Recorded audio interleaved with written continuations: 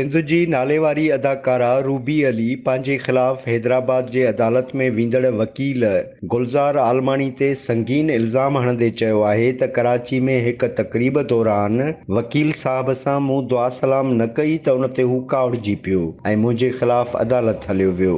Ruby Ali बि वकील ख़िलाफ़ जवाबी पिटीशन दाख़िल कराइण जो ऐलान कयो आहे ऐं चयो आहे त मां हिन वक़्तु दुबई में आहियां। वतन वापसि अचण शर्त वकील गुलज़ार आलमानी ख़िलाफ़ केस दाख़िल कराईंदसि।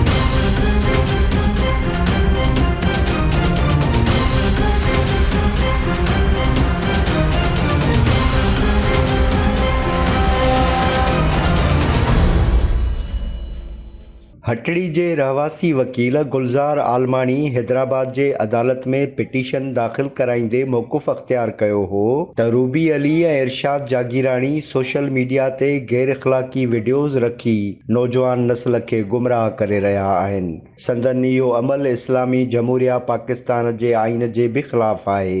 गुलज़ार आलमानी ॿिन्ही ख़िलाफ़ FIR दाख़िल करण जी इस्तदा कई।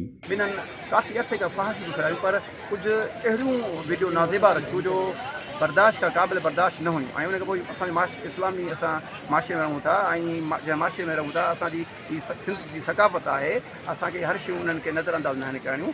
ऐं ॿी शइ इहा त मूं ॾिठो तमामु मूंखे बुरो महसूसु थियो ऐं उनजे ख़िलाफ़ु मां 22 कोर्ट सेशन हैदराबाद में जमो कराई ऐं दाख़िल कराई ऐं उनजो अॼु जेको आहे नान तेड़ी जेको आहे शमसुद्दीन जुनेद साहब उन जेको आहे ऑर्डर कयो आहे 22 बि जेको मुंहिंजी अलो कई FIR थियण जो ऑर्डर न अथई। पोइ इनशाला मां हींअर हटड़ी थाणो जेको असांजो हद हटड़ी थाणो जी आहे इनशाला उन्हनि खे मां ॾेई इनशाला FIR कराई। अदालत वकील जा दलील ॿुधण बैदि SHO हटड़ी खे दरख़्वास्त गुज़ार जो बयान CRPC 154 तहत रिकॉर्ड करे इल्ज़ाम हेठि आयल रूबी अली ऐं इरशाद जागीरानी ख़िलाफ़ केस दाख़िल करण जो हुकुम ॾिनो।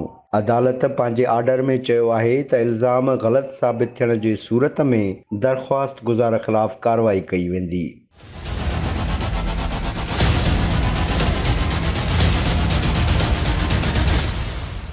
रूबी अली अदालती हुकुम खां पोइ पहिरियों भेरो पंहिंजे रद्द अमल में चयो त FIR रुगो मूं ते छो, असांजे मॉडलिंग खां वधीक वीडियोज़ त सियासतदाननि जूं वायरल थियल आहिनि। वकील साहब खे अहिड़ो गंद किचिरो पसंदि न आहे त सभिनी खे धुरबणाए हा। पंहिंजे फेसबुक वाल ते रखियल पोस्ट में रूबी अली चयो त असांजे हयातीअ खे ख़तरो आहे ऐं हैदराबाद जे अदालत में पेशी वक़्त बि असांजी हयाती ख़तरे में हूंदी। कंहिं बि सूरत हाल जो ज़िम्मेवार आलमानी वकील हूंदो।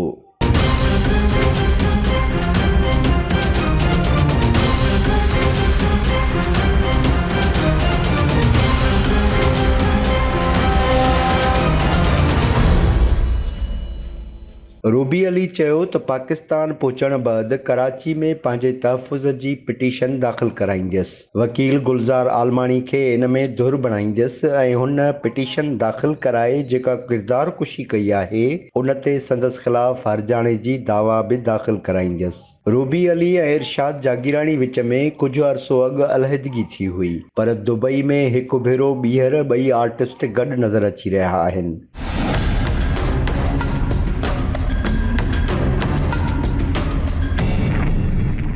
कुझु माण्हुनि जो ख़्यालु आहे त रूबी अली ऐं इरशाद जागीरानी जो जहिड़ो हिकु ड्रामो हो जंहिंजो मक़सदु शोहरत हासिलु करणु हो।